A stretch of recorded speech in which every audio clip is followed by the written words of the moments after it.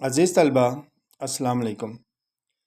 پچھلے ویڈیو میں ہم نے ایک دلچسپ عنوان ادب کیا ہے گفتگو کی تھی۔ آج کے اس ویڈیو میں ہم ادب اور زندگی، پچھلے ویڈیو میں بتایا تھا کہ ادب کا زندگی کے ساتھ گہرا تعلق ہے، تو آج کے ویڈیو میں ہم ایک اور زبردست عنوان ادب اور زندگی لے کے حاضر ہوئے ہیں۔ تو شروع کرتے ہیں کہ ادب اور زندگی کا کیا تعلق ہے اور یہ کیا ہے۔ انسان جو ارتقاء کی منازل طے کرتا گیا، اس کی تاریخ، تہذیب و تمدن اور ثقافت کے ساتھ ساتھ اس کے شعور اور علوم و فنون میں بھی مسلسل ارتقاء ہوا ہے۔ خاص طور پر یورپ کے صنعتی اور فرانس کے عمومی انقلاب نے مغربی دنیا کے افکار و نظریات اور معاشی اور اقتصادی مسائل میں ایک عظیم تغیر برپا کر دیا ہے۔ صرف یہی نہیں، سائنسی میدان میں اور اس کے مختلف شعبوں میں علوم و فنون کے بہت سے نئے گوشے اور لاتعداد نئے پہلو پیدا کر دیے۔ ماضی کی ابندی ترقی، اقدار اور روایات میں انسانی فکر و نظر اور قول و فعل سے ایک انقلاب برپا ہوا ہے۔ ذہنی جمود، قدامت پسندی، رجعت پرستی اور روایات کی حدود و قیود ایک ایک کر کے ٹوٹتی چلی گئیں۔ انسان کی سوچوں کو نئی راہ ملی اور انسان اپنی تاریخ اور تہذیب کے نئے نئے پہلوؤں سے آشنا ہوا۔ فکر و نظر اور معاش و اقتصاد اور روایات و اقدار اور جذبات و احساسات کا یہ انقلاب صرف مغرب ہی نہیں، مشرق کو بھی برابر متاثر کرتا رہا۔ مغربی اقوام اپنی فنی، سائنسی اور علمی فتوحات کی بنا پر اقوام مشرق سے بازی لے گئی۔ مشینی برتری نے اہل مغرب کو مادی برتری بھی دلا دی۔ ذرائع رسل اور رسائل کی برق رفتاری سے علوم و فنون کی نشر و اشاعت کو بھی بڑی ترقی ہوئی اور یہ افکار بڑی سرعت اور تیزی سے تمام گوشہ ہائے عالم میں پھیلنے لگے۔ کائنات کی تنابیں کھنچ گئی، فاصلے سمٹ گئے۔ وقت انسان کی گرفت میں آ جانے سے گویا پوری زمین ایک مرکز کے تحت آ گئی۔ وہ مرکز جو انسان نے اپنی علمی و فنی ترقیات سے تراشا تھا، یہ بین الاقوامیت کا رجحان تھا، جسے انسان پرستی کا نام دیا جا سکتا ہے۔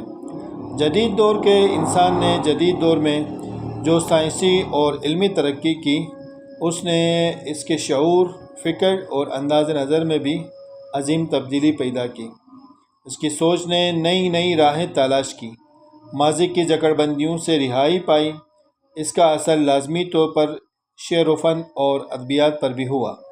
اس سے پہلے ادب اور فن صرف بڑوں کی جاگیر تھا۔ یہ صرف بڑے بڑے سرمایہ داروں، امراء، رؤساء اور بادشاہوں کی بزم آرائیوں تک ہی محدود کر دیا گیا تھا۔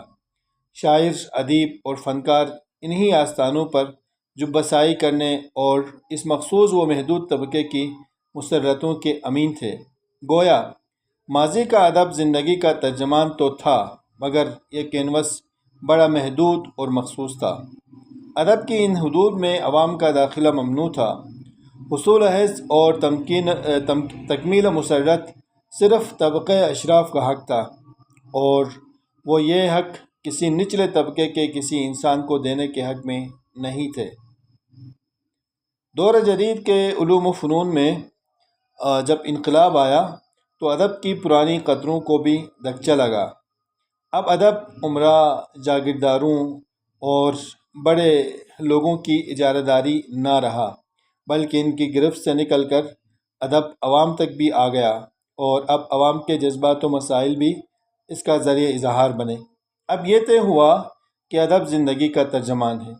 وہ زندگی جو صرف امراء کی بزم ہائے نشاط تک ہی محدود نہ ہو، بلکہ اس زندگی کا بھی ترجمان ہوا جو جھونپڑیوں میں سسکتی ہیں، اور جو کھیتوں میں اگنے والی بھوک سے دم توڑ دیتی ہیں، اور جو ملوں، کارخانوں اور جاگیرداروں زمینوں کے زرخیز ماحول میں بھی فاقہ زدہ ہے۔ چنانچہ اب ادب اور فن کے اس جدید شعور نے اس کے داخلی خارجی تصورات کو تلپٹ کر دیا۔ اس کا نتیجہ یہ نکلا کہ ادب زندگی کا آئینہ دار قرار پایا، اور یہ حقیقت عوام پر بھی روشن ہو گئی کہ ادب اپنا مواد اور سرمایہ تخلیق زندگی کے سرچشمے رواں سے حاصل کرتا ہے۔ وہ زندگی کی تمام حقیقتوں کا عکاس بھی ہے۔ وہ روایت سے بھی کسب فیض کرتا ہے اور حال کی صحیح عکاسی کر کے روشن مستقبل کی نشاندہی کرتا ہے۔ زندگی ایک عبوری اور ارتقائی حقیقت ہے۔ ادب بدلتی زندگی کی ہر روح کو خود میں جذب کر کے اپنے مختلف اسالیب کے ذریعے عوام کے سامنے پیش کرتا ہے۔ وہ زندگی سے کچھ لیتا بھی ہے اور زندگی کو بہت کچھ دیتا بھی ہے۔ بقول میتھو آرنلڈ، ادب تفسیر حیات، تعمیر حیات، تنقید حیات اور تطہیر حیات ہے۔ اس سے یہ بات واضح ہوتی ہے کہ ادب کا کام محض زندگی کی تاریخ لکھنا یا اس کی تعبیر و تشریح کرنا نہیں، یہ ضرور ہے کہ ادب زندگی سے ہی اپنا سرمایہ تخلیق اخذ کرتا ہے، کیونکہ ادیب بھی معاشرے کا فرد ہے۔ وہ معاشرے میں ہونے والی مختلف تبدیلیوں سے نہ صرف متاثر ہوتا ہے بلکہ اس کی ترجمانی بھی کرتا ہے۔ بلکہ اگر صحیح تر الفاظ میں کہا جائے تو ادیب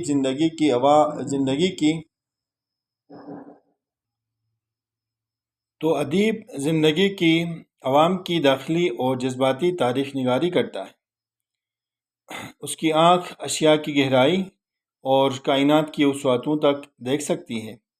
وہ ایسے گوشوں اور باریک زاویہ حیات کو اپنے شعر و ادب اور فن میں سمو کر پیش کرتا ہے، جہاں عام لوگوں کو اور خواص تک کی رسائی نہیں ہوتی۔ لیکن یہ بھی حقیقت ہے کہ ادب زندگی کی صرف تفسیر و تشریح تک ہی محدود نہیں رہتا، بلکہ وہ زندگی پر تنقید بھی کرتا ہے، اس کے اچھے برے پہلو بھی ہمارے سامنے لاتا ہے۔ معاشرے میں پائے جانے والے عدم توازن پر جب اس کی نظر جاتی ہے تو وہ فنکاری کے ساتھ اس کی بنیادوں تک کو ہلا دیتا ہے۔ وہ عدم مساوات، استحصال، ظلم، زیادتی اور انسان پر ہونے والے جبر و تشدد کا نہ صرف ادراک و احساس کرتا ہے بلکہ اس سے نجات دلانے اور نجات پانے کی کوشش بھی کرتا ہے۔ عوام کو نئے شعور دیتا ہے، نئی اقدار کی طرف رہنمائی کرتا ہے۔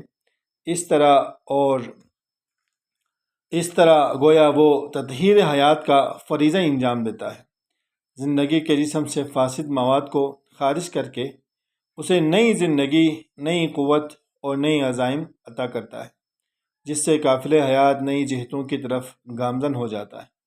اس طرح ادب زندگی کا نقاد بھی ہے، اور اسی طرح انسان اور انسانیت کو بہتر زندگی اور بہتر مستقبل کا تصور بھی ادب ہی کا عطا کردہ ہے۔ ادب کی نظر میں جغرافیائی حد بندیاں، سیاسی قیود، رنگ و نسل کے امتیاز بے معنی ہیں۔ انسانیت پر کہیں ظلم ہوا، ادیب کی آنکھ اشک فشاں ہو جاتی ہے۔ دنیا میں کہیں ظلم و ستم کا بازار گرم ہو، وہاں تک ادب اپنا احتجاج پہنچا دیتا ہے۔ ادب زندگی کی تعمیر کرتا ہے اور زندگی کے چہرے کو مسخ کرنے والی تمام قوتوں کے ارادوں کو طشت اسبام کرتا ہے۔ اس کی نظر میں تمام انسان یکساں اور برابر ہے۔ شاعر کا یہ شعر دیکھیں: خنجر چلے کسی پہ تو تڑپتے ہیں ہم امیر، خنجر چلے کسی پہ تو تڑپتے ہیں ہم امیر، سارے جہاں کا درد ہمارے جگر میں ہے۔